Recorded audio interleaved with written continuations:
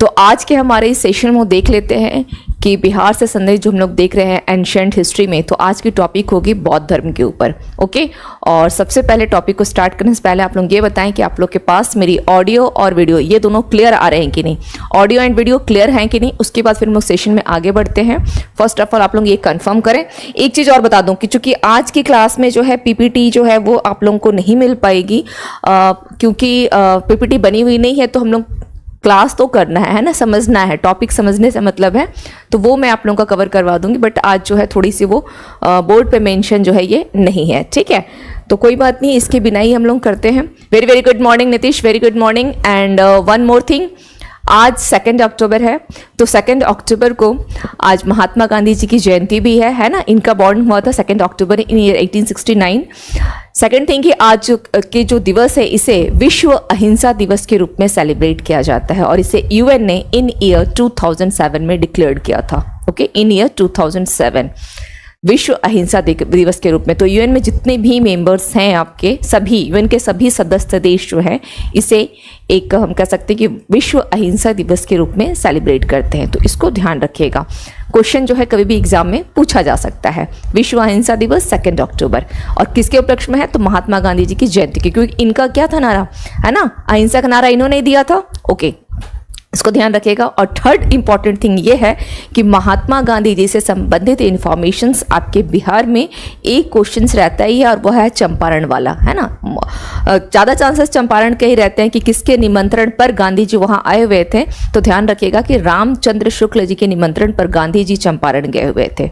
Okay, Gandhi ji Champaran गए हुए थे, और यह उनकी अगर बात की जाए, हालांकि उनकी जो सबसे बड़ी अगर देखा जाए तो इस प्रकार से जो अहिंसात्मक आंदोलन रहा, तो जन आंदोलन का जिसने रूप लिया, तो ये तो रॉलेट एक्ट के समय था, लेकिन उनकी जो पहली सत्याग्रह जो मानी जाती है तो वो कहाँ से स्टार्ट होती है, तो चंपारण से स्टार्ट होती है। Very very good morning Sohan, Manisha, कैसे हैं आप लोग, और पढ़ाई कैसी चल रही है, आप लोगों की रिवीजन कैसी चल रही है, ये बताएं। चलिए तो बढ़ते हैं सेशन की तरफ और देखते हैं प्रीवियस क्लास का आप लोगों ने कितना रिवीजन किया है। तो क्लास के जो मध्य में कुछ कुछ क्वेश्चंस ऐसे राइज करते चलूंगी और आप लोग रिप्लाई करेंगे। तो बढ़ते हैं सेशन की तरफ और आते हैं, हमारा आज का टॉपिक होगा हमारा बौद्ध धर्म। ओके, बौद्ध धर्म।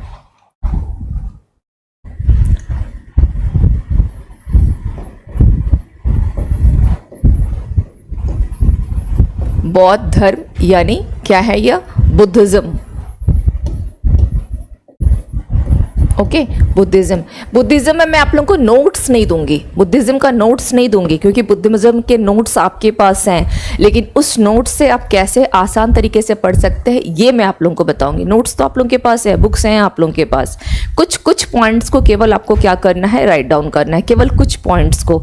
सभी इंफॉर्मेशंस हैं, जितनी की आवश्यकता नहीं है उसकी भी है, लेकिन हम लोग क्या करेंगे, चूंकि बिहार के संदर्भ पढ़ रहे हैं, तो बिहार में बौद्ध धर्म, बस इसको ध्यान रखना है कि बिहार में बौद्ध धर्म फर्स्ट ये रहेगा, और दूसरा है कि बिहार और बौद्ध साहित्य, इसको ध्यान रखिएगा, ठीक है। तो ये हमारे जो है 2 पॉइंट्स होंगे आज की क्लास की, ठीक है। नाउ तो सबसे पहले ध्यान रखिएगा कि यह जो बौद्ध धर्म है, जो कॉन्सेप्चुअल पॉइंट्स हैं यहाँ पर, कि इस बौद्ध धर्म का जो आपका है 2 कह सकते हैं कि फंडामेंटल जो रहा, यानी मूल धर्म। ओके, इस बौद्ध धर्म के मूल धर्म क्या था, अगर बात की जाए कि इस बौद्ध धर्म का मूल धर्म क्या था, तो ध्यान रखिएगा इसका मूल धर्म था शांति। क्वेश्चन अगर पूछा जाए कि इसका मूल धर्म क्या था, शांति और अहिंसा, शांति और अहिंसा। एक्चुअली इससे पहले जो वैदिक सभ्यता थी, कर्म कांड के कारण वह सभ्यता, मतलब समाज में जो है जाति व्यवस्था, वर्ण व्यवस्था, बहुत ज़्यादा जो हम कह सकते हैं कि बुराइयां व्याप्त हो चुकी थी, जिसके कारण जो है यह शांति और अहिंसा को लेकर के कौन लेकर के आए, तो गौतम बुद्ध लेकर के आए। तो इसको कॉन्सेप्ट पॉइंट ऑफ व्यू से ध्यान रखिएगा कि बौद्ध धर्म का मूल धर्म रहा सत्य और अहिंसा, ठीक है। और यहाँ पर इन्होंने क्या किया, ब्राह्मण धर्म के खिलाफ, किसके खिलाफ था यह, तो ब्राह्मण धर्म के खिलाफ, ब्राह्मण धर्म, ठीक है, इस धर्म के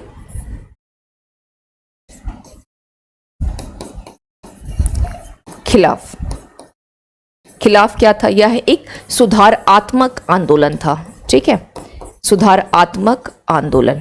ये भी ध्यान रखना है, क्योंकि कुछ क्वेश्चन जो है आपके डायरेक्ट फैक्ट नहीं पूछ करके इस वे से भी जो है पूछा जाता है, डायरेक्ट फैक्ट ना होकर के इस वे से भी। दूसरी पॉइंट यहाँ पर कॉन्सेप्ट पॉइंट ऑफ व्यू से ध्यान रखिएगा, क्योंकि फैक्ट आपके पास अनेकों हैं, इसको लेकर के ऐसे नहीं कि आप लोगों के पास फैक्ट की कमी है या बुक की कमी है। वैश्य हो गए या शूद्र हो गया, ठीक है, शूद्रों और स्त्रियों इनका क्या करना है, इन स्त्रियों को समाज में इनका स्तर को ऊंचा करना, ठीक है, समाज में इनका स्तर उठाने में क्या किया, इन्होंने मदद किया, स्तर को उठाने में मदद किया।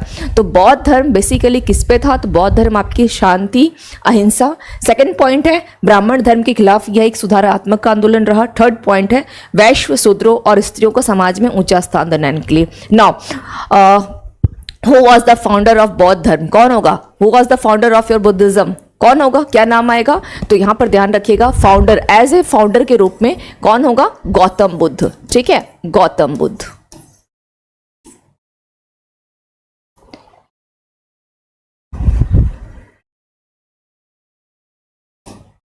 Gautam Buddha, okay, founder Gautam Buddha.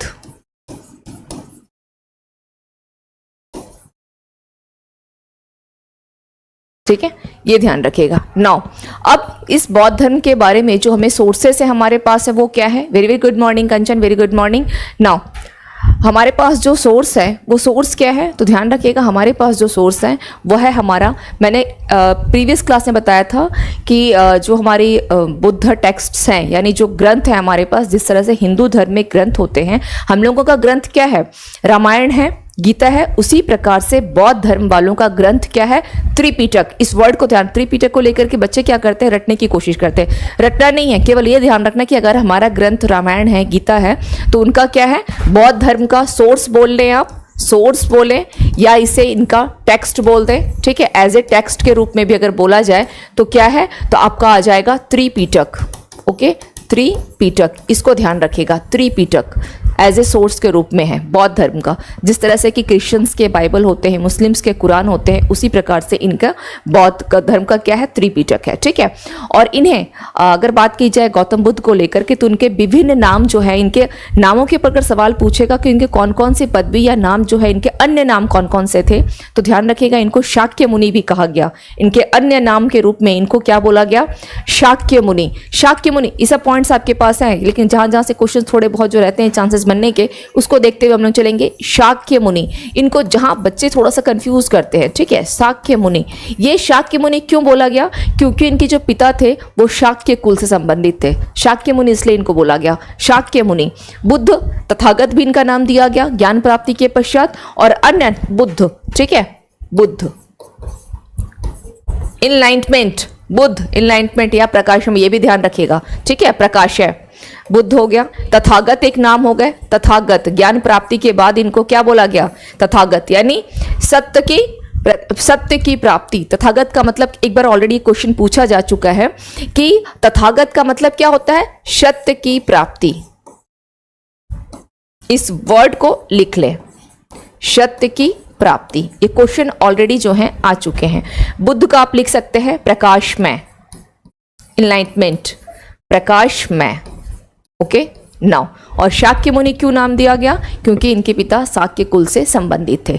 तो ये कुछ पॉइंट्स हो गए इनसे संबंधित, जहां जहां से सवाल बन सकते हैं, ओके। नाउ अब हम लोग चलते हैं भगवान जो हमारे बुद्ध हैं, यानी गौतम बुद्ध के ऊपर। इनके बचपन का नाम क्या था, इनका पहला नाम सिद्धार्थ था, है ना, पहले इनका नाम क्या था, सिद्धार्थ था। लेकिन सिद्धार्थ था प्लस इनके पिता किस कुल से संबंधित है, अभी भी हम लोग ने चर्चा किया, शाक्य कुल से। और नाम क्या था उनका, शौ से शाक्य को याद रखिएगा और 100 से शुद्धोधन याद रखिएगा, ठीक है। 100 से क्या याद रखना है, शाक्य, और 100 से क्या याद रखेंगे आप,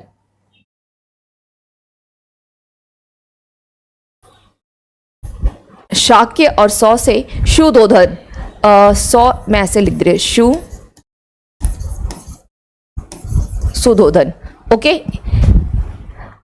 head of the Shakya clan, head of the Shakya clan क्या नाम है, शुद्धोधन, ठीक है, शाक्य कुल से संबंधित शाक्य क्लोन, ये ध्यान रखिएगा, head of the Shakya clone. तो इससे क्या बन गया, यह इस 100 से यह शुद्धोधन है, बना नहीं है, याद रखने के लिए बता दे रही हूँ।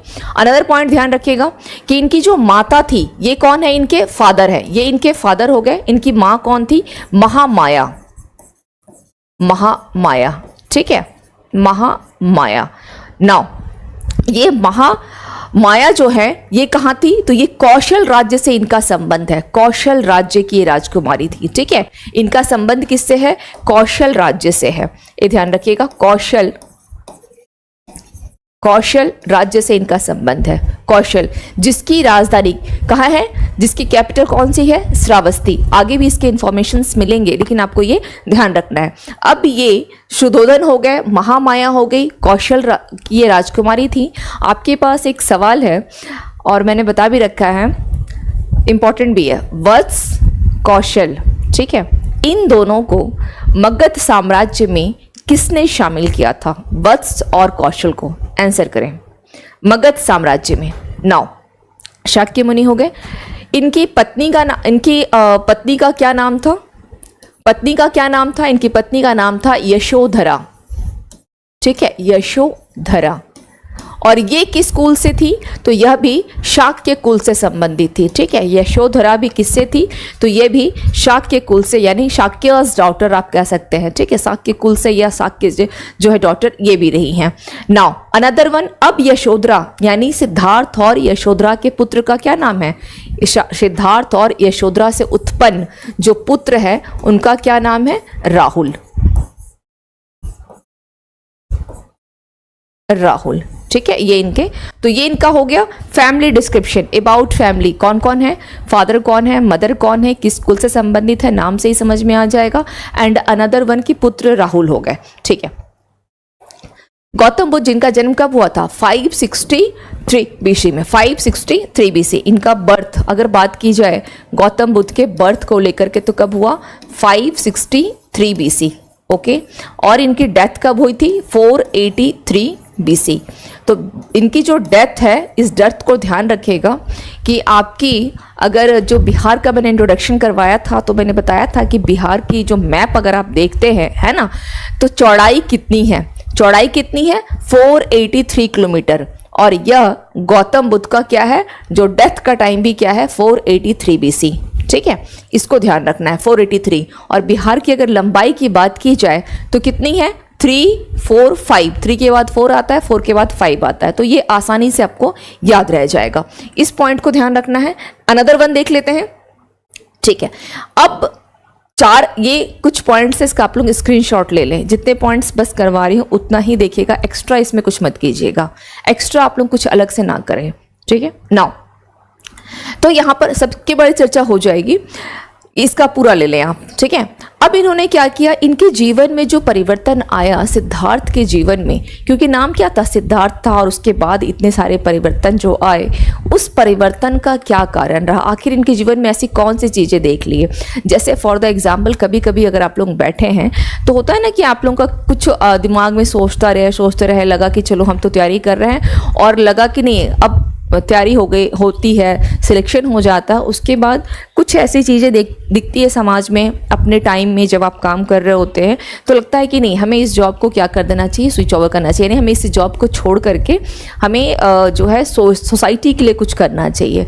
तो कुछ ना कुछ तो दिमाग में चलता है, कुछ ऐसी चीज़ें आप देखते हैं तो लगता है कि नहीं यहाँ से या तो ये दिखाई दे कि करप्शन बहुत है, आप नहीं चल पा रहे, नहीं एडजस्ट कर पा रहे हैं। तो इनके जीवन में भी क्या हो गया, इन्होंने 4 चीज़ों को देखा और ये इनका भी हृदय परिवर्तित हो गया, और ये क्या किए, अपने घर को छोड़ करके ये निकल गए थे। ये कहानी आप लोगों को पता ही है।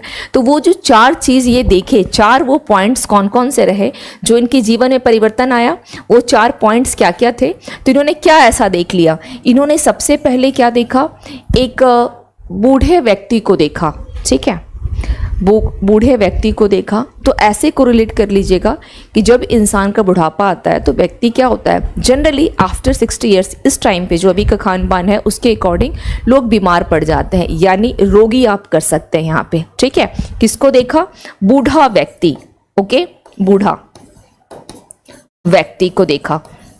यहाँ पर एक चीज और कोरिलेट कर सकते हैं। अगर ब से बूढ़ा व्यक्ति हो गया, दूसरा क्या हो सकता है, बेचारा वो बूढ़ा व्यक्ति बीमार रहा, ठीक है, तो दूसरा वर्ड आपका क्या आ जाएगा, बीमार व्यक्ति। दूसरा आप मेंशन कर सकते हैं बीमार व्यक्ति। उन्होंने बीमार व्यक्ति को देखा, रोगी थे, ठीक है, बीमार व्यक्ति को देखा। उसके बाद जब वो बूढ़ा व्यक्ति बीमार हुआ तो क्या हो गई, उसकी डेथ हो गई, तो इन्होंने शव यात्रा को देख लिया। इन्होंने क्या देख लिया, शव यात्रा को देख लिया, ठीक है। और इन तीनों को देखने के बाद क्या हुआ, उन्होंने सन्यासी,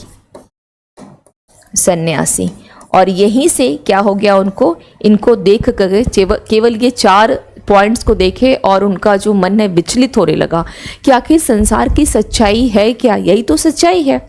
अगर रियलिस्टिक अगर देखा जाए तो यही सच्चाई है, ठीक है, ओके।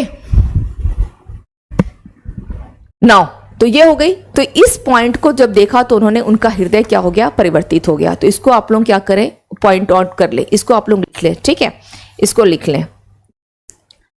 ये 4 चीज देखने के बाद अब उनके बारे में यहां से क्या होता है, फिर वो डिप्रेशन में आ जाते हैं। यहाँ से क्या होते हैं, वो डिप्रेस्ड होते हैं, ठीक है।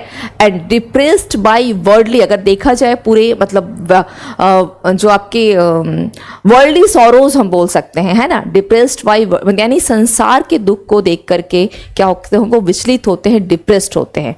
तो क्या होगा यहाँ पर, डिस्ट्रेस्ड बाय वर्ल्डली सॉरोज, है ना, यानी संसार के दुखों को देख करके विचलित हो जाना। और उसके बाद उन्होंने क्या किया, left his home in the age of 29 years, the age of 29। उसके बाद उन्होंने अपने घर का क्या किया, छोड़ दिया, गृह परित्याग किया, घर को उन्होंने त्याग दिया, है ना। उसके बाद उन्होंने घर को छोड़ दिया कि नहीं, हमें क्या करना है, आखिर ये जो चीज़ें हो रही है, हमें संसार का जो वास्तविक ज्ञान है, जो रियल नॉलेज है, मुझे वो गेन करना है। तो इसलिए मैंने एक वर्ड मेंशन किया है, तथागत, यानी सत्य की प्राप्ति। और सत्य क्या है, ये केवल और केवल एक सत्य है जिसे कोई भी आर्टिफिशियल चीज़ें नहीं बदल सकती है। संसार में आए हो जाओगे, जन्म हुआ है तो एक दिन आप यंग स्टेज में भी आते हो, फिर आप ओल्ड स्टेज में भी जाते हो, और आफ्टर ओल्ड स्टेज क्या होती है, डेथ होती है। तो ये क्या है, रियलिस्टिक है लाइफ की। तो यही सत्य की प्राप्ति होने के कारण इनको तथागत कहा गया। क्लियर, रटने की कोशिश मत कीजिएगा, समझने का प्रयास कीजिएगा कि किस तरह के टॉपिक में बहुत फैक्ट्स मिलेंगे, पूरे हिस्ट्री ही फैक्ट्स है। तो जितने फैक्ट में भागेंगे तो थोड़ा क्या, बहुत ज़्यादा मतलब ऐसा होता है कि भूल भी जाते हैं, लेकिन कुछ चीज़ें ऐसे दिमाग में फिट कर लीजिए कि भूलने की कोई गुंजाइश ही नहीं रहे आपके पास, ठीक है। तो ये सारी चीज़ें हुई तथागत, इसलिए इनको सत्य की प्राप्ति किसके लिए, इन 4 को देख करके कि इतने ज़्यादा वो डिप्रेस्ड हो गए थे, है ना, और डिस्टर्ब हुए, डिस्ट्रेस्ड होने के कारण उन्होंने घर का क्या कर दिया, परित्याग कर दिया। किस एज में, 29 ईयर्स में आकर के। पत्नी भी थी और उनका पुत्र भी था, सबको छोड़ दिया उन्होंने, मोह माया त्याग दिया। और ये भी एक सच्चाई है कि जो सब संसार कैसे चल रहा है, एक मोह माया से चल रहा है। आप एक दूसरे से जो जुड़े हैं, है ना, पूरे परिवार में हमारे पिता है, हमारे माँ है, बहन है, भाई है, एक दूसरे से सभी कोई केवल वो मोह और माया से जुड़े हुए हैं, है ना। संसार में ये एक वर्ड, ये भी एक रियलिस्टिक ऑफ लाइफ है। तो इन्होंने अपने परिवार का त्याग किया और ये कहाँ चले गए, ज्ञान की खोज के लिए। 6 साल तक ऐसे ही घूमते रहे, पर इन्हें कुछ समझ में नहीं आया। जैसे आप लोग तैयारी करने के लिए आते हैं और स्टार्टिंग में अगर किसी स्टूडेंट को, हालांकि अब तो ऑनलाइन का टाइम आ गया है और हर चीज़ें आपको नेट पे अवेलेबल हो जाती है, लेकिन एक दौर ऐसा भी रहा है जो कि नेट पे कुछ नहीं था, इंटरनेट इतना फास्ट भी नहीं था, कुछ भी नहीं था। एक दौर ऐसा भी रहा है जो बच्चे तैयारी करते थे तो उन्होंने बहुत सर्वाइव भी किया है। अब तो सारी चीज़ें घर बैठे बैठे जो ग्रामीण क्षेत्र पृष्ठभूमि से जुड़े हैं वो बच्चे भी तैयारी कर ले रहे हैं, है ना। तो ये एक बहुत बड़ी देन रही। तो खैर ये तो आर्टिफिशियल चीज़ें में आ गई। तो कहने का मतलब ये है कि ये क्या किए, भ्रमण किए। वैसे ही जैसे कुछ पुराने स्टूडेंट्स जो हैं भ्रमण कर करके उनको ज्ञान की प्राप्ति हुई और सिलेक्शन लेकर के आज किसी बड़े पद पे स्थापित है। तो इन्होंने 6 साल तक घूमा, फिर 6 साल घूमने के बाद ये कहाँ पहुँच गए, तो ये पहुँचे आपके निरंजना नदी के किनारे, है ना। और कौन सा पेड़ था? पीपल का पेड़।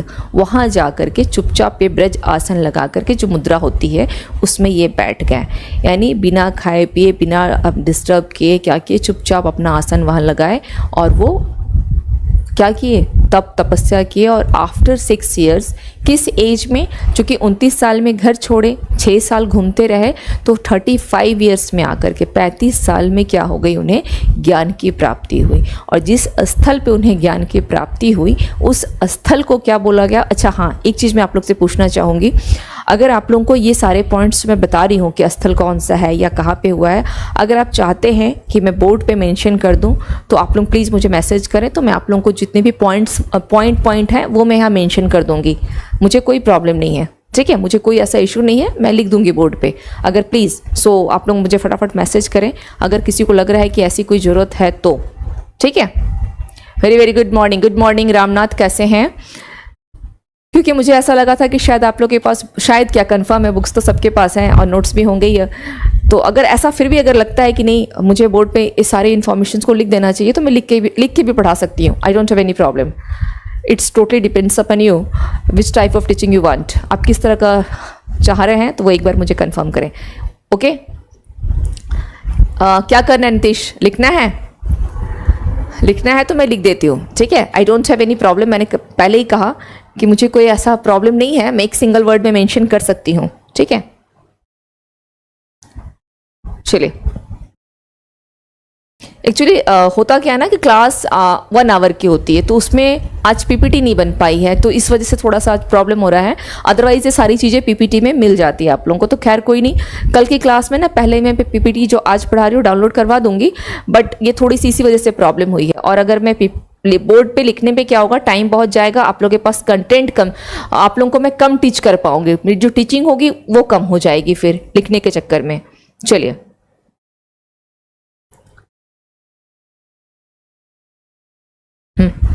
तो सबसे पहले इनका जो है गृह त्याग, गृह त्याग यानी जिसको हम कह सकते हैं गृह त्याग, ठीक है, यानी आफ्टर रिडेंशिएशंस, ओके।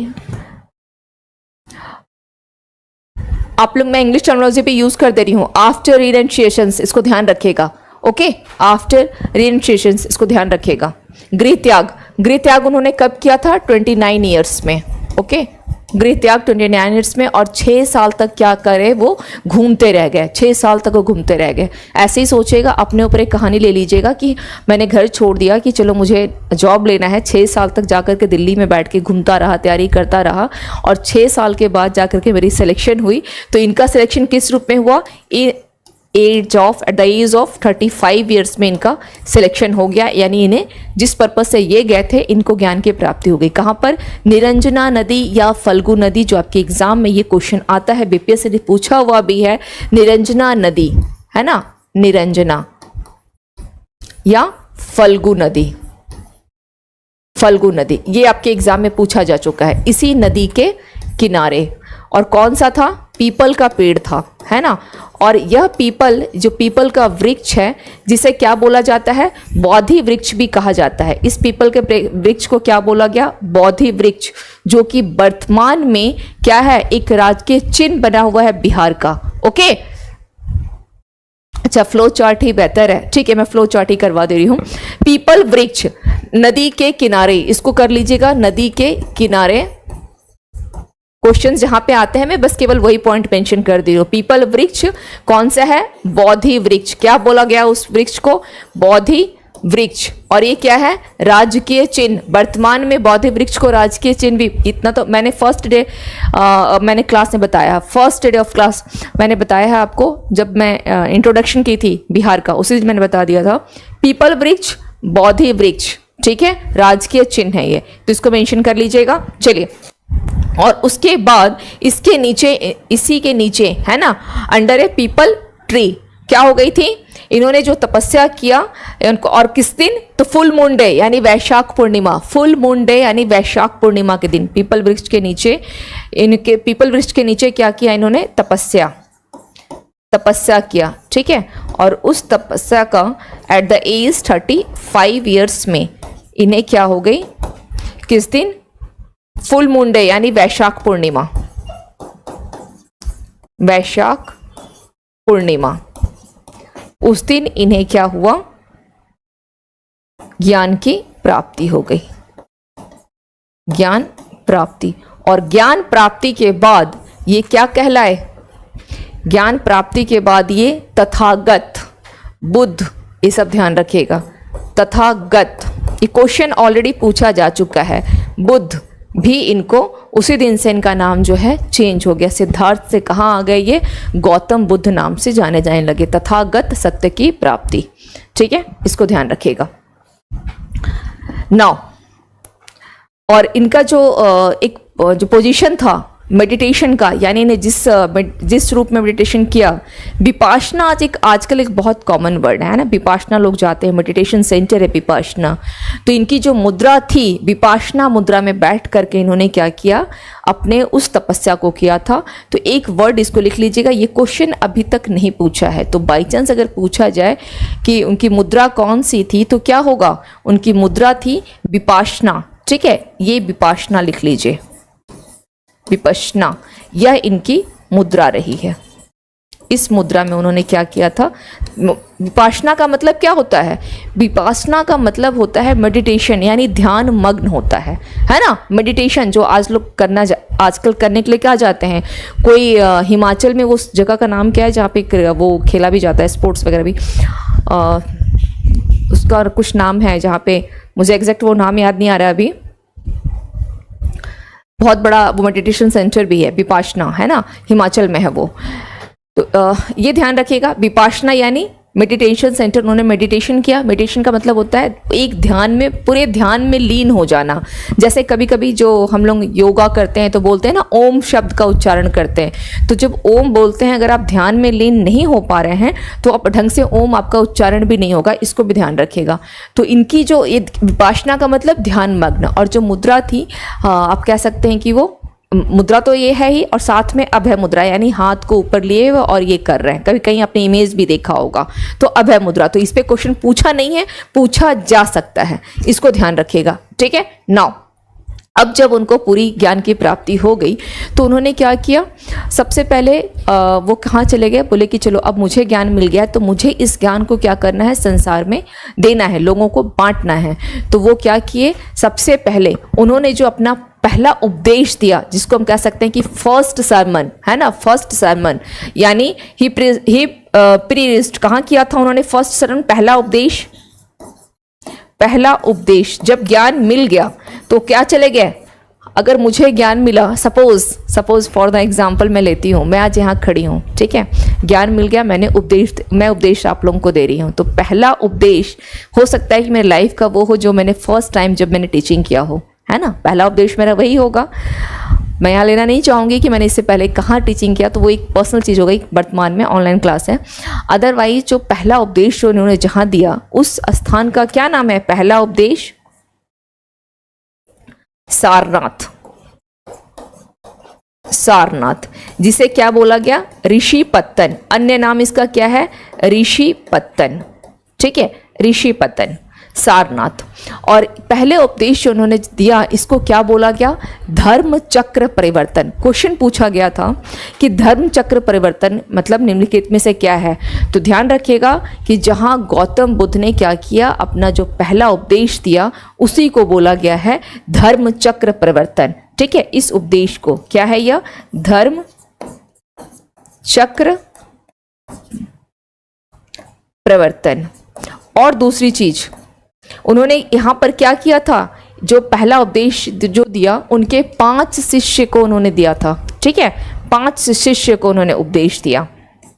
तो क्या क्या नाम था, उपाली हो गए, आनंद हो गए। ये आनंद वही हैं जिन्होंने, आनंद और उपाली, इनके बारे में ध्यान रखिएगा। जो सूत पीटक है ना, सूत पीटक, उसका संकलन करता आनंद है।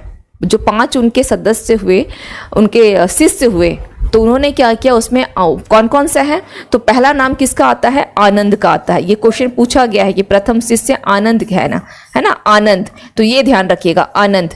ठीक है। नाउ आनंद, उपाली, और इसके अलावा हालांकि इसमें आप लोग को पता ही है ना, चित्रित हो गया, मोगलीपुत्र हो गया, मोगली क्या बोलते हैं उन्हें, मुगलैन एंड अश्वजीत। तो इन सबको आप लोग अब खुद से लिख लीजिएगा, आपके पास होगा नोट्स, इसमें मैं यहाँ पे मेंशन नहीं कर रही हूँ, आप देख लीजिए, ठीक है। अगर या फिर कल की क्लास में पीपीटी दूंगी, टाइम बहुत चला जाएगा, स्टोरी पूरा सुन ले इसकी। तो धर्मचक्र परिवर्तन हो गया, और यहाँ पर क्या बोला गया इसको, सारनाथ, ठीक है, ऋषिपतन। एक क्वेश्चन यहाँ पे बनता है कि उन्होंने सर्वाधिक जो उपदेश दिए हैं वह कहाँ दिया, सर्वाधिक उपदेश। तो मैंने आपको जस्ट थोड़े से टाइम पहले ही, यानी जो मैक्सिमम सरमन जो दिया है उन्होंने, मैक्सिमम सरमन कहाँ दिया है, तो ये होगा आपका श्रावस्ती, कैपिटल ऑफ कौशल। क्या होगा, कैपिटल ऑफ कौशल। यहाँ पर उन्होंने सबसे ज़्यादा उपदेश दिए हैं, कैपिटल ऑफ कौशल। हाँ, मेरे क्वेश्चन का रिप्लाई किसी ने नहीं किया। मैंने पूछा था अभी कि वत्स और कौशल, इसे मगध साम्राज्य में किसने सर्वप्रथम जो है मिलाया है, किसने शामिल किया है वत्स और कौशल को।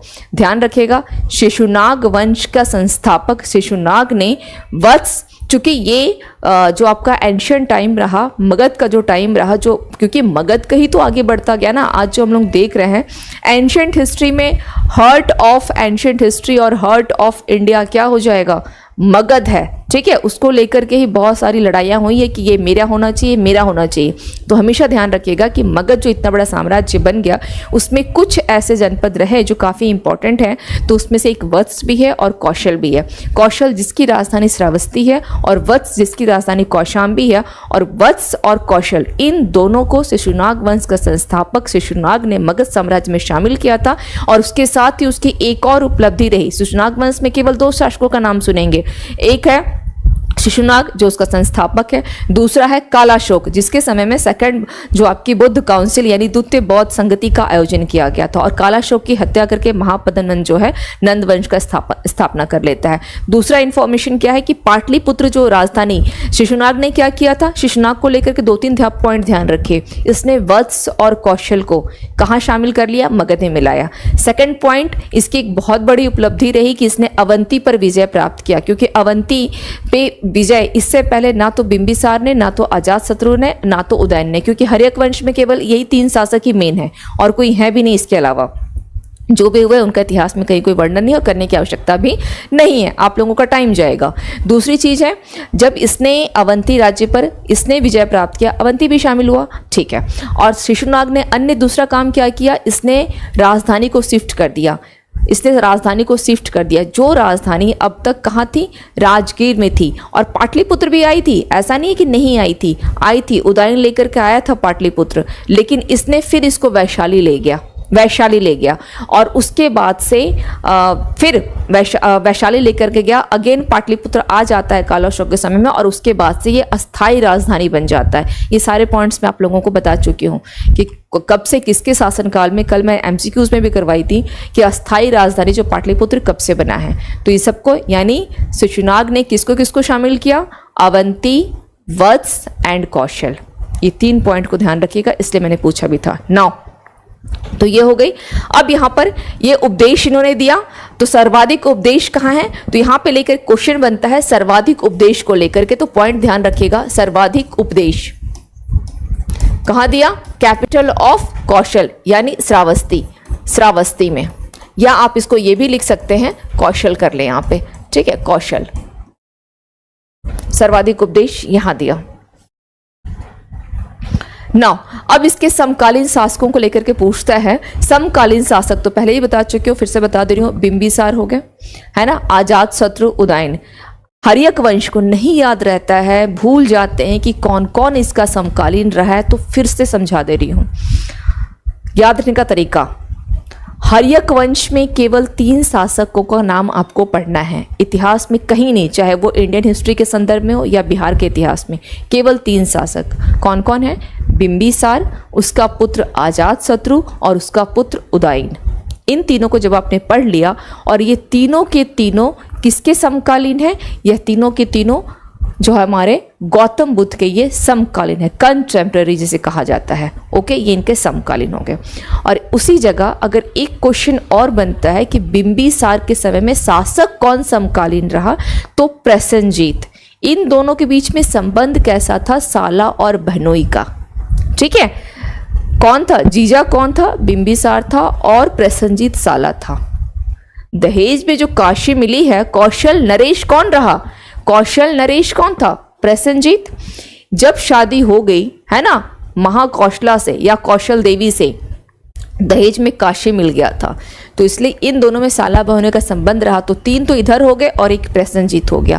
केवल ये 4 नाम समकालीन के ऊपर, केवल यही 4 नाम पूछता है, आपको केवल ये 4 नाम ध्यान रखना है समकालीन को लेकर के, इससे अधिक कुछ भी नहीं। समकालीन में कितने नाम? 4 नाम। कौन कौन है समकालीन?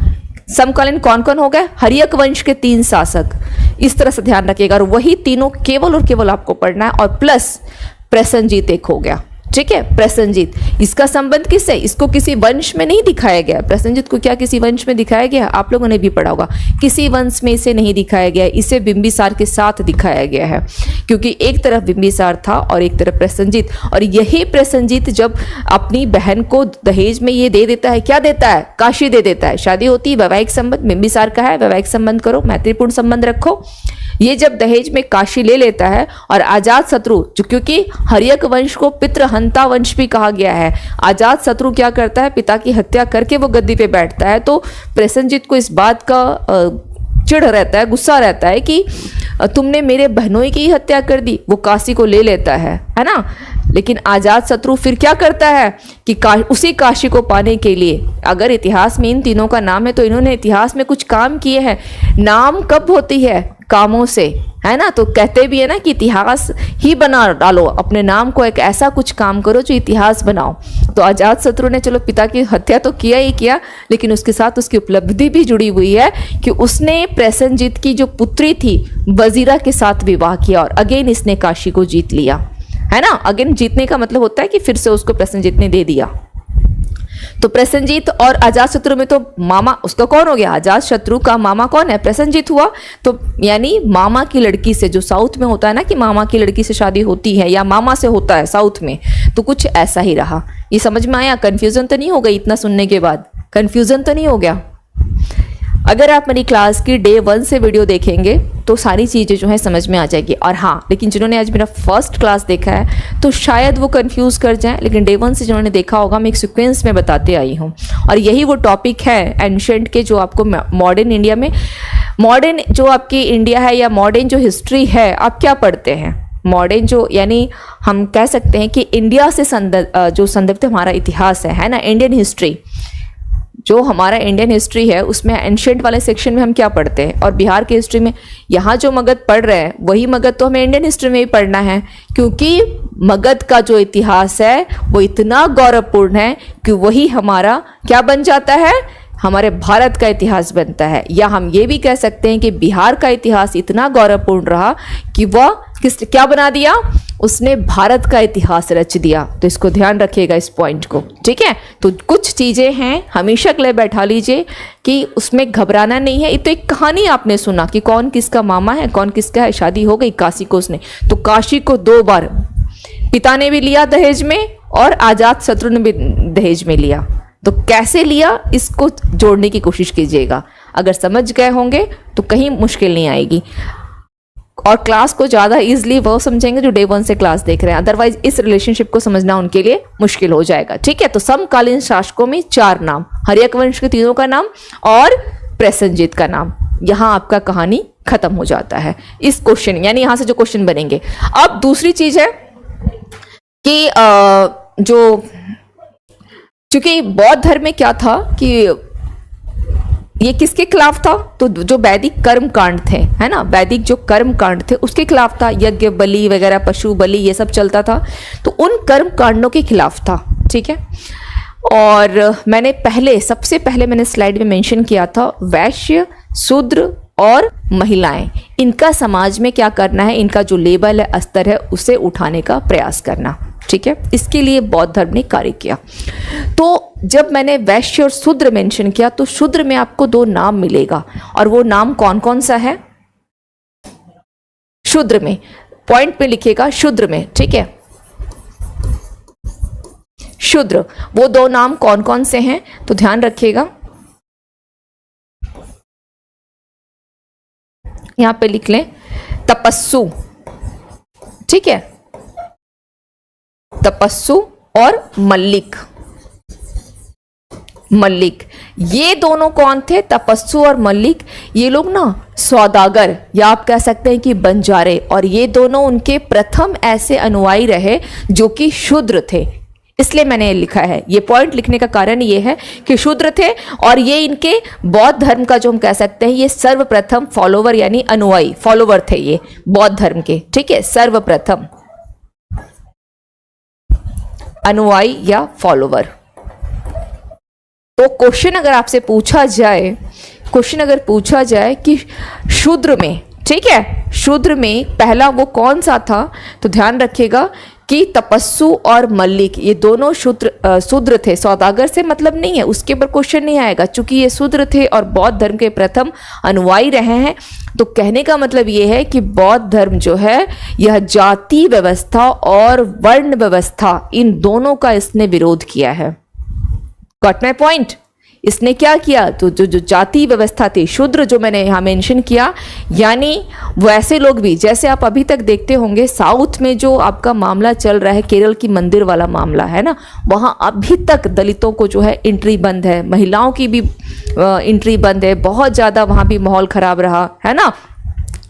ये हिंदू धर्म में है, लेकिन बौद्ध धर्म में क्या रहा कि जाति व्यवस्था और वर्ण व्यवस्था को इन लोगों ने विरोध किया, जिसका ये कारण रहा कि इनके यहाँ पर ये शूद्र भी जो है इनके फॉलोवर बन सके।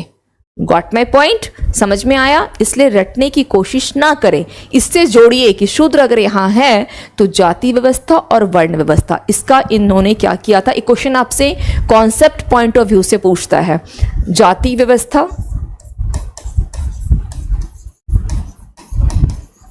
और वर्ण व्यवस्था, इन दोनों का क्या किया गया? विरोध। इन दोनों का विरोध किया। ठीक है, इन दोनों का विरोध, ये ध्यान रखिएगा। इसके अलावा अगर इनका विरोध किया तो फिर सपोर्ट किसका किया? इन दोनों का अगर विरोध था तो सपोर्ट किसका था?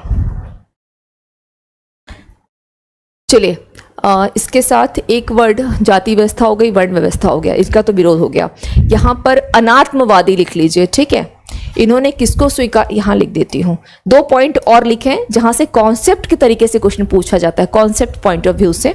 बच्चे इसमें भूल जाते हैं, अगर पूछ लेना कि बौद्ध और जैन का लेकर के क्या क्या समानता थी या क्या था, तो ये हमेशा अनात्मवाद में, पुनर्जन्म में ये गड़बड़ कर लेते हैं। तो यहाँ पे थोड़ा सा ध्यान रखिएगा। अनात्मवाद, अच्छा मैंने पेन, जस्ट ए मिनट। अनात्मवाद, ओके, अनात्मवादी है ना। अनात्म यानी होता है यहाँ पर उन्होंने आत्मा को स्वीकार नहीं करना। ठीक है, अनात्मवादी का मतलब क्या हो गया? अनात्मवादी का मतलब हो गया आत्मा को इन्होंने स्वीकार जो है नहीं किया। अगर ये हाँ, तो यहां पर कैसे याद रहेगा? आत्मा को तो स्वीकार नहीं किया, लेकिन इन्होंने पुनर्जन्म यानी रीबर्थ में इन्होंने बिलीव किया। ठीक है, आत्मा को स्वीकार नहीं किया, लेकिन पुनर्जन्म यानी रीबर्थ, इसको इन्होंने क्या किया? स्वीकार किया। इसको इन्होंने स्वीकार किया था। इसमें विश्वास, पुनर्जन्म में विश्वास, आप इस वर्ड को लिख लें, मैंने नहीं मेंशन किया है। पुनर्जन्म में विश्वास इन्होंने किया, आत्मा नहीं है। कितना ज़्यादा मतलब हम कह सकते हैं कि एक यहाँ पर डिफरेंस है कि आत्मा को आप नहीं मान रहे हो, और हम लोग क्या करते हैं हिंदू धर्म में, आत्मा को मानते हैं ना। अरे इसका आत्मा भटक रहा होगा, अगर सपोज ऐसा कहते हैं ना, किसी ने अगर फांसी लगा लिया हो, अरे पता नहीं उसकी क्या इच्छा थी, उसका आत्मा भटक रहा होगा, भूत प्रेत ये सब कहाँ से आया? ये अभी जो तंत्र मंत्र है, ये इसमें बौद्ध में भी आगे चल के जो बौद्ध हट गया, लुप्त हो गया, क्यों हुआ? इसमें भी आगे चल करके तंत्र मंत्र आता है, ब्रजज्ञान वाले में आ जाता है। ओके, क्या है मैम? बुद्ध या जैन से कोई एक वर्ण व्यवस्था, ठीक है।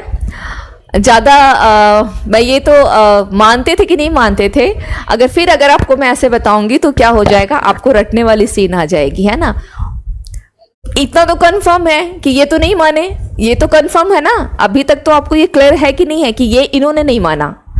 जैन के ऊपर मैं कोई कमेंट नहीं करूंगी, लेकिन इन्होंने नहीं माना, ये कंफर्म हो गया या इसमें भी डाउट है? जाति और वर्ण व्यवस्था, ठीक है, इन्होंने क्या किया? इसका विरोध किया। दैट मीन्स को इन्होंने नहीं स्वीकार किया। अनात्मवादी थे, आत्मा को भी नहीं माना। यहाँ पे आप ये भी कर सकते हैं। विरोध और नहीं स्वीकार करना, ये दोनों दो चीजें होती हैं। क्वेश्चन जब पूछेगा तो समझने का प्रयास कीजिएगा कि क्वेश्चन की मांग क्या है, क्वेश्चन क्या पूछ रहा है। विरोध करना मतलब मैं आपकी बात का, विरोध का मतलब होता है कि एक वन काइंड ऑफ की स्वीकार नहीं करना, चलो ठीक है हम उस चीज को नहीं मान रहे हैं, बट विरोध करना मतलब हम आपके अगेंस्ट है ना। विरोध करना मतलब उस बात के लिए आवाज उठाना, उस बात की आवाज उठाना।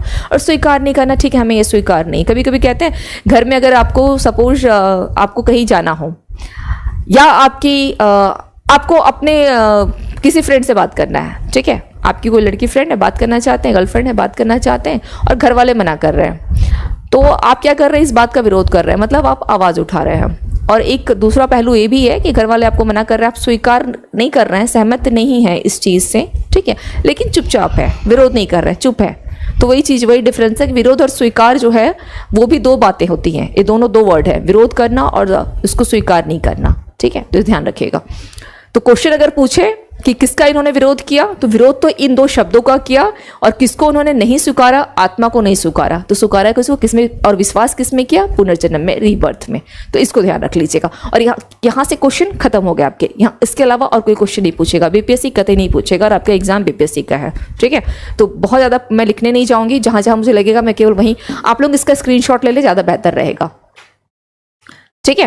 अब यहां पर एक और बात आती है, जिस तरह से त्रिपिटक है ना, एक बार क्वेश्चन बीपीएससी का ही बता रही हूं, आई थिंक मुझे लग रहा है शायद 64th बीपीएससी का क्वेश्चन होगा ये, 64th या 65th का होगा, एग्जैक्ट मुझे ईयर याद नहीं है। तो त्रिरत्न और त्रिपिटक, ठीक है, इसके जो त्रिरत्न और त्रिपिटक, तो मैंने क्या कहा, जो बौद्ध ग्रंथ है उसको त्रिपिटक बोला गया है ना, और इसमें त्रिरत्न भी शामिल है।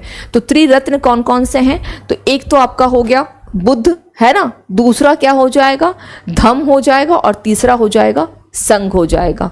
त्रिरत्न कौन से हैं, यानी इसके तीन, रत्न का मतलब क्या होता है, सोना। मेरे दो अनमोल रत्न, बहुत पुरानी वाली मूवी है ना, वो कौन सी है, राखी और क्या नाम है दोनों, जैकी श्रॉफ और अनिल कपूर का, है ना, मेरे दो अनमोल रत्न गाना भी है।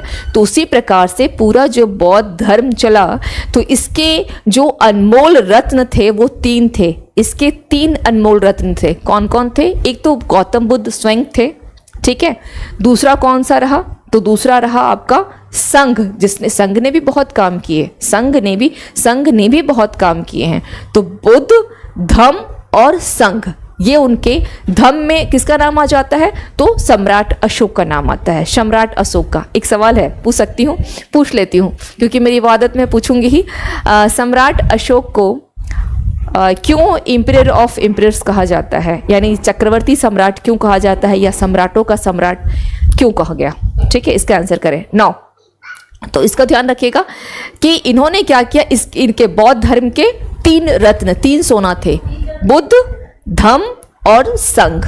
इन तीनों ने, इनको क्यों बोला गया कि इनके तीन अनमोल रत्न हैं, क्योंकि इन्होंने बौद्ध धर्म को क्या किया, केवल भारत में ही नहीं, भारत से बाहर भी इसका प्रचार हुआ, भारत से बाहर भी। और इसका प्रचार करने में जो सर्वाधिक योगदान अशोक का कोई कम नहीं रहा। धम्म की जो वर्ड हम लोग यूज कर रहे हैं, अशोक ने क्या किया, जब कलिंग, जो उसका 13वां शिलालेख, अशोक का 13वां शिलालेख जो है सबसे बड़ा शिलालेख माना जाता है ना। अगर हम बात करते हैं रॉक एडिक्ट्स की हो गई, या पिलर एडिक्ट्स की बात की जाए, या इंस्क्रिप्शंस की बात की जाए, तो उसमें अशोक का जो 13th हमारा है ना, 13th क्या हो जाएगा, रॉक एडिक्ट्स, इसमें ये सबसे बड़ा है, ये ध्यान रखना है। और कलिंग आक्रमण जो इन ईयर 261 BC में किया गया था, शासनकाल के 8वें वर्ष में, है ना, और उसके बाद क्या किया गया, तो वो धम्म को स्टार्ट कर दिया, धम्म नीति को के ऊपर आ गया कि हमें पशु बलि नहीं करना, मतलब एक अहिंसा पर जोर दिया गया, ठीक है।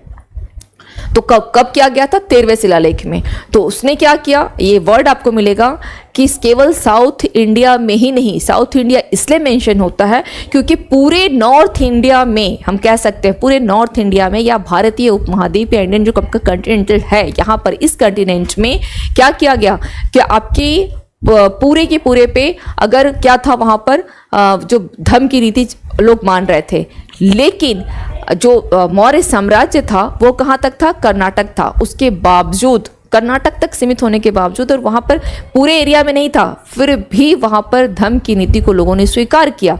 तो इसके लिए बोला जाता है कि ये कहाँ से कहाँ तक रहा, कहाँ से, और उन्होंने क्या किया था, केवल साउथ इंडिया में नहीं, इंडिया से बाहर भी, Middle Asia, East Asia, South East Asia, Middle Asia, West Asia, है ना, इन क्षेत्रों में भी धम्म का प्रसार हुआ है। और ये भी ध्यान रखना है कि श्रीलंका हो गया, श्रीलंका में उन्होंने अपने दोनों बच्चों को, चाहे वो महेंद्र है और संघमित्रा, जो कि देवी पत्नी से उत्पन्न संतान रहे हैं, देवी पत्नी का क्या नाम था, देवी, उससे उत्पन्न संतान रहे हैं, और इन दोनों को भेजा था धम्म के प्रचार के लिए। Very very good morning Kundan, very good morning, ठीक है।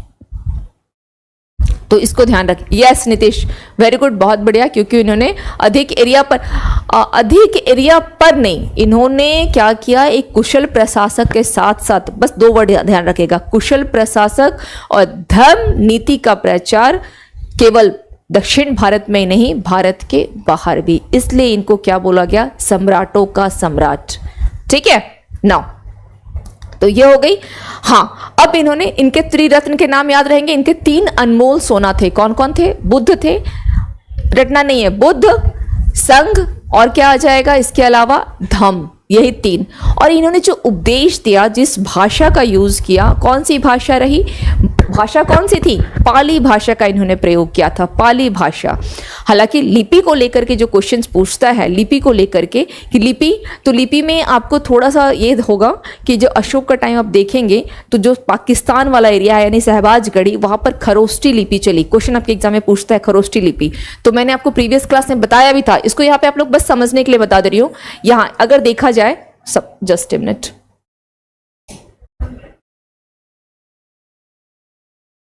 अगर देखा जाए तो आप इसको ऐसे ड्रॉ करके, इधर आप क्या करेंगे, ग्रीक और अरामाइक, ठीक है, ग्रीक अरामाइक लिपि का प्रयोग इधर हो गया, इधर खरोष्टी लिपि हो गया, तो थोड़ा सा इधर कर ले, बाकी रेस्ट ऑफ जितना भी है आपका, बाकी चारों ओर उन्होंने किस लिपि का प्रयोग किया, किस लिपि का, तो ब्राह्मी लिपि का। यहाँ क्या हो जाएगा, ब्राह्मी, ठीक है, और यहां पर आपका आ जाएगा ग्रीक, अरामाइक, ओके, जो कि यूनान वगैरह में यूज किया गया है ना, यूनान वगैरह क्षेत्र था वहां यूज किया गया, और यहाँ पर पाकिस्तान वाला जो एरिया हो गया, यहाँ पर क्या किया इन्होंने, खरोष्टी लिपि। ये क्वेश्चन ऑलरेडी पूछा जा चुका है, तो इसको मैप की तरह थोड़ा सा ध्यान रखिएगा। और भाषा कौन सी थी, प्राकृतिक भाषा में उन्होंने जो है अपना उपदेश दिया, प्राकृत भाषा में, सॉरी पाली भाषा में उन्होंने अपना उपदेश दिया, पाली भाषा, ठीक है। अब यहाँ पर जो लास्ट फिर उपदेश दिया, और कहाँ पर, तो उनकी जो डेथ हो गई है, वो डेथ कहाँ हुई थी, पावापुरी में, पावापुरी, इसको भी ध्यान रखना है, डेथ कहाँ हुई थी, 483 BC में, पावापुरी में, ठीक है। बुद्ध पूर्णिमा दिन हुआ था, इसलिए बुद्ध पूर्णिमा बहुत ही खास दिन है। हाँ, बुद्ध पूर्णिमा इसलिए बहुत ही खास दिन होता है, एग्जैक्टली, ठीक है। तो ये हो गई। चलिए आप लोग इसका स्क्रीनशॉट ले लें, ठीक है, इसका आप लोग स्क्रीनशॉट ले लें। और कोई पॉइंट्स यहाँ पे छूट रहे हैं, बोधि वृक्ष, ऐसे पॉइंट्स तो इनको लेकर के बहुत पॉइंट्स हैं, अगर देखा जाए तो पॉइंट्स तो बहुत हैं, है ना, 2-3 पन्नों में चला जाएगा, लेकिन इतना टाइम हमारे पास नहीं हो पाएगा। ये भी क्वेश्चन पूछता है कि इनकी डेथ कितने साल में हुई थी, तो 80 ईयर्स में हुई थी। इसको भी ध्यान रखिएगा कि 80 ईयर्स में जो है इनकी डेथ हुई है ना।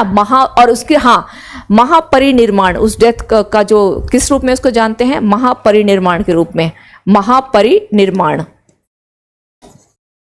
इसको ध्यान रख लीजिए, महापरिनिर्माण। एक्चुअली मैंने ये वर्ड इसलिए लिखा कि आपको क्या करना है, महापरिनिर्माण का मतलब क्या होता है, डेथ।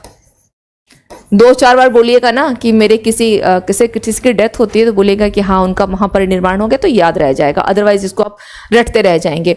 और जब उनकी डेथ हो गई तो उनकी जो अवशेष अस्थियां हैं उनको 8 जगहों में रखा गया, और वहां पर उन 8 जगहों में क्या का निर्माण किया गया, स्तूप का निर्माण किया गया, स्तूप का, है ना, स्तूप का निर्माण किया गया। तो उन 8 जगहों का नाम आप लोग ध्यान रख लीजिएगा, जैसे फॉर द एग्जाम्पल आपका हो जाएगा कुशीनगर हो गया, अल्प कप के बुली यानी अल्प कप हो गया, दूसरा ये 8 नाम आप खुद ध्यान रख लीजिएगा, ठीक है। वैशाली हो गई, तो वहाँ पे भी आपको मिलेगा स्तूप, इस तरह से। इसके अलावा कपिल वस्तु, जो उनका जन्म स्थान रहा है, कपिल वस्तु में मिला, ठीक है। हाँ, कपिल वस्तु की जो जानकारी है तो वो हमें किस अभिलेख से, हमें कौन सा ऐसा अभिलेख था जिससे हमें ये जानकारी मिली कि कपिल वस्तु या लुम्बिनी के बारे में, वो कौन सा अभिलेख था जिसके बारे में हम लोग आज पढ़ रहे हैं, कौन सा अभिलेख था, तो ध्यान रखिएगा कि वह था आपका रुमिनदई अभिलेख, जो अशोक ने 20वें साल का जब वो वहाँ पे गए थे भ्रमण के लिए, तब वो अभिलेख आया। कौन सा? रुमिनदई अभिलेख।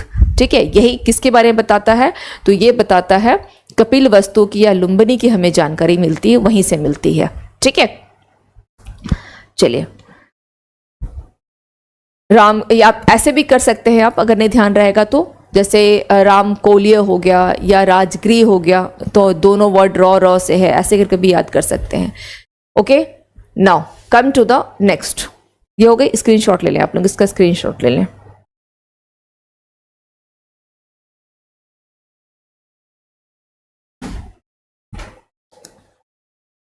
ठीक है, हाँ कुशीनगर हो गई। हाँ, कुशीनगर को लेकर के जब पढ़ेंगे तो ध्यान रखिएगा कि ये मल की 2 राजधानी रही है। कुशीनगर को जब आप पढ़ेंगे तो ध्यान रखिएगा, मल जो आपका प्रदेश रहा, इसकी 2 राजधानी थी, एक तो कुशीनगर और दूसरा पावा, पावापुरी।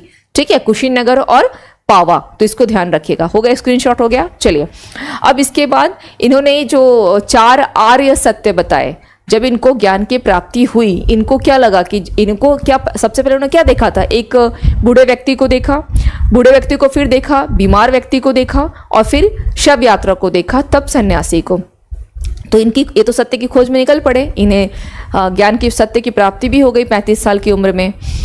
तो इन्हें एक जो इन्होंने उपदेश जब दिया, तो इनको अपना उपदेश जब इनको जो प्राप्ति हुई, तो इन्हें बोला कि 4 आर्य सत्य हैं, है ना। केवल यही सत्य कि संसार में क्या है? दुख है, सब लोग दुखी हैं। कोई ऐसा है जो खुश है? अंबानी भी दुखी, अंबानी भी दुखी, और भारत के अमीर व्यक्ति हैं, तो हमें पूरे विश्व का अमीर कैसे बनना है? तो ये दुख का कारण क्या है? इस दुख का कारण क्या है? लालसा, लालच। इस दुख का कारण क्या है? एक बात बताइए, आप ऑलरेडी बिहार में आरडीओ के पोस्ट में हैं, है ना। इस साल वैकेंसी आई है 1964 पोस्ट की, एसडीएम की अच्छी खासी सीट है। जब आप ऑलरेडी सिलेक्टेड हैं, तो क्यों परेशान हो रहे हैं, क्यों दुखी हो रहे हैं कि एसडीएम का पोस्ट चाहिए? क्या कारण है? क्या कारण है? लालसा। तो ये क्या है? ये कहीं ना कहीं आके कहाँ पे अटक गई? ये बुद्ध के द्वारा जो 4 आर्य सत्य बताए, क्या ये वहां पे आके ये बात सच नहीं हो जाती है? क्या ये बात वहां आकर के सत्य प्रतीत होती है कि नहीं होती है? प्रतीत तो होना अलग बात हो गई, सत्य है कि नहीं है? जिनके पास नहीं है जॉब, बेरोजगारी है, उनके लिए वो सीट रहने दें। आप जब सिलेक्टेड हैं, क्यों खामखा फॉर्म भर रहे हैं? क्यों बिहार गवर्नमेंट की पैसे भी खर्च होंगे, है ना, एग्जामिनेशन करवाने में। एक उससे अच्छा है जिनके पास रोजगार नहीं है, उनको वो सीट लेने दें। आपको सिलेक्टेड हैं तो दोबारा इसकी आवश्यकता नहीं है, लेकिन आवश्यकता किस चीज़ की है? क्योंकि लालसा है, लालच है, लोगों के सामने प्रूफ करना है अपने आप को, लोगों के लिए प्रूफ करना है, मतलब अपना जीवन को छोड़ करके कि हम ऑलरेडी जॉब में। हाँ, जिनके पास बेरोजगारी है चलो उनका समझ में आता है, पर जिनके पास जॉब है तो उसको छोड़ करके कहाँ फंस गए हैं? वो कहाँ फंस गए हैं? तो ये जो बुद्ध ने, गौतम बुद्ध के दिए हुए उपदेश हैं, ये वहाँ आकर के सच हो जाते हैं कि संसार में क्या है? 4 आर्य सत्य है। संसार में 4 आर्य सत्य है, ठीक है। और उसको आप लोग लिख लें एक बार, संसार में 4 आर्य सत्य, ठीक है, 4। और वो क्या क्या है? सबसे पहले दुख, दुख है। सबसे पहले क्या है? दुख है। अब दुख है तो दुख का कारण तो है ही। दुख का कारण क्या है? अभी भी मुझे लिखना पड़ेगा या आप लोग अब समझ गए? दुख का कारण, ठीक है, संसार है, दुख है और दुख का कारण। और अब दुख का कारण क्या है? लालसा। दुख का कारण क्या है? लालसा। इसको ध्यान रखिएगा। दुख का कारण क्या है? ब्रैकेट में लिख लीजिए लालच, ज्यादा सही याद रहेगा। लालसा, ये इसका दुख का कारण है। और फिर क्या बोला गया है? दुख निरोध। इस दुख निरोध, इससे छुटकारा पाया जा सकता है अगर आप अपने आप को समझा लें कि जो मैंने अभी बताया कि मैं जॉब में हूं, जिनके पास नहीं है, तो इसके साथ साथ आपका कल्याण तो हो ही रहा है, दूसरे व्यक्ति का भी कल्याण हो जाएगा, ठीक है। तो ये हो गया एक दुख निरोध और इस दुख निवारण के मार्ग, चौथा क्या होगा? दुख निवारण के मार्ग। फॉर्म भरने की आवश्यकता नहीं है, छोड़ दीजिए। दुख निवारण, निरोध, और दूसरा लिख ले निवारण, निवारण। ठीक है, तो ये हो गया आपका 4 आर्य सत्य। उसके बाद उन्होंने क्या कहा? उसके बाद उन्होंने अष्टांगिक मार्ग, 8 रास्ता बताया कि चलो ये तो एक सत्य है, सच्चाई है, आप इससे कैसे बाहर निकलोगे, आपको इससे बाहर निकलने का उन्होंने क्या किया? मार्ग भी बतलाया। ये हम लोग कल की क्लास में करेंगे, क्योंकि आज टाइम पता ही नहीं चला और 1 आवर निकल गए हैं। क्लास है ना अभी आप लोगों की, अभी क्लास भी है तो डिस्टर्ब होगी वो क्लास भी। ठीक है,